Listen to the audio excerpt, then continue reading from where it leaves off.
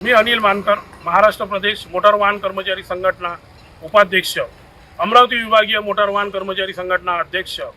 आज आम्ही या महिन्यामध्ये 2 तारखेला धरणे निदर्शने 2 तासाचं ठिय्या आंदोलन केलं। त्यानंतर 1 दिवसाचा 9 तारखेला लाक्षणिक संप सुद्धा केला। हे कशाकरिता? हे शासनाचं लक्ष वेधण्याकरिता। आमचा आकृतीबंध मंजूर होऊन आज 3.5 वर्षाच्या वर कालावधी लोटलेला आहे। या कालावधीमध्ये शासन सांगतो की सेवा प्रवेश नियम नाही आहे। सेवा प्रवेश नियम नसल्याने कर्मचारी सेवानिवृत्त होत आहे, त्यांना त्याचे लाभ मिळत नाही आहे, त्यांना समाजात मान सन्मान मिळत नाही आहे। तो कोण्या पदावरून निवृत्त झाला म्हणून आज कनिष्ठ लिपिक या पदावर तो सेवानिवृत्त होत आहे। आश्वासित प्रगती योजना ही शासनाची योजना आहे, त्या योजनेचा लाभ सुद्धा आमच्या कर्मचाऱ्यांना मिळत नाही का? सेवा प्रवेश नियम नाही आहे म्हणून। हे कुठपर्यंत चालणार? कर्मचाऱ्यांनी कुठपर्यंत सहन करायचं? आमच्या मान सन्मानाची काही बाब आहे की नाही आहे? म्हणून आम्ही शासनाला अनेक वेळा विनंती केल्या। यापूर्वी सुद्धा मागच्या वर्षी आम्ही 3 दिवसाचा लाक्षणिक संप बेमुदत संपावर गेलेलो होतो। शासनाने आम्हाला लेखी स्वरूपात आश्वासन दिलं, परिवहन आयुक्त कार्यालयाचे मान्य अधिकाऱ्यांनी आम्हाला लेखी स्वरूपात आश्वासन दिलं, पण त्या आश्वासनाची काय केलं तुम्ही?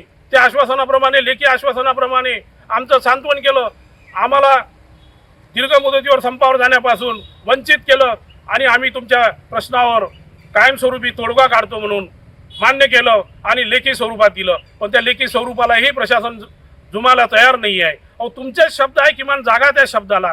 तुम्ही आमचे बाप आहात, आम्हाला का तुम्ही वेगळ्या पद्धतीने वागवत आहात? आमचं एकच म्हणणं आहे, दरवाजा उघडा आणि आम्हाला आतमध्ये घ्या। आम्ही नवीन काही तुम्हाला मागत नाही आहे। त्या अनुषंगाने महाराष्ट्र शासनाने एक 150 दिवसाचा कार्यक्रम राबविला होता। 6 मे ते 2 ऑक्टोबर 2025 रोजी काय झालं? त्यामध्ये एक प्रमुख मागणी होती आणि शासनानेच ते नमूद केलेलं होतं की आकृतीबंधाची अंमलबजावणी करा। त्या 150 दिवसाच्या कार्यक्रमाला सुद्धा, शासनाच्या विकसनशील महाराष्ट्राच्या कार्यक्रमाला सुद्धा यांनी हरताळ फासलेला आहे। काय केलं त्या 150 दिवसाच्या कार्यक्रमामध्ये? का त्या आकृतीबंधाची अंमलबजावणी झाली नाही? कोणत्या पदाची अंमलबजावणी केली तुम्ही? निवड कागदोपत्री 150 दिवसाचा कार्यक्रम राबवला काय? आम्ही शासनाचे शिपाई आहोत, आमच्याकडे समाज मोठ्या मनाने बघतोय। विंडोवर आम्ही असतो, पब्लिकमध्ये आम्ही असतो, आमच्या प्रतिमेचं काय? आमची प्रतिमा तुम्ही जपाल तर शासनाची प्रतिमा उंचावेल। त्या अनुषंगाने आमची सरतेशेवटी शासनाला एकच विनंती आहे की हा संप दीर्घकाळ लांबवू नका आणि जनतेला विनाकारण वेठीत धरू नका, कारण की याची जबाबदारी आता आमच्यावर नाही तर तुमच्यावर निश्चित होत आहे। कारण की आम्ही तुम्हाला 2 वेळा मागच्या वर्षी 3 दिवसाचा लाक्षणिक संप केला। हे सर्व करत असताना तुम्ही निव्वळ आमची बोलवण करता, शब्दाच्या पलीकडे तुमचे काहीच नसतात। प्रत्यक्ष कृती करा। आमची हात जोडून तुम्हाला नम्र विनंती आहे की कर्मचाऱ्यांचा अंत बघू नका। हा कर्मचारी कसा भटकेल हे बघू नका। कर्मचारी प्रामाणिक आहे, तो त्याच्या कामाशी प्रामाणिक आहे। या विभागाशी शासनाला महसूल देणारा हा विभाग आहे आज आरटीओ डिपार्टमेंट, परिवहन विभाग। काय केलं तुम्ही? याचं काय करणार आहात तुम्ही? आमच्या सोयी सुविधाचं काय करणार आहेत? अहो, महसूल देतोय आम्ही तुम्हाला, सर्व सामूहिकरित्या इथे काम होत आहे, अधिकारी कर्मचारी सर्व मिळून कामं करतात। आज कोणाच्याच मागण्या पूर्ण होत नाही, आश्चर्यचकित होणारी गोष्ट आहे ही। म्हणून आमची तुम्हाला विनंती आहे शासनाला की आमच्या आकृतीबंधानुसार पदोन्नतीची साखळी राबवा। कनिष्ठ लिपिकाला वरिष्ठ लिपिक करा, वरिष्ठ लिपिकाला कार्यालयीन अधीक्षक करा, कार्यालयीन अधीक्षकाला प्रशासकीय अधिकारी करा।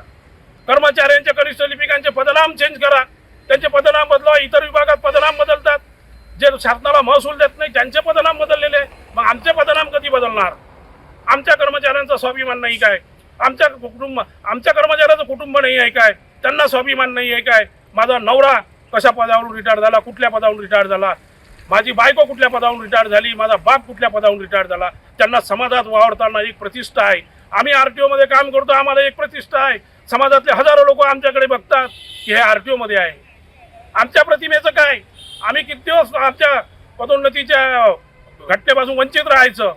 आम्हाला आमचा हक्क मिळवून द्या। शासनाला आमची नम्र विनंती आहे, हा बेमुदत संप दीर्घकाळ लांबवू नका आणि विनाकारण जनतेला वेठीत धरू नका।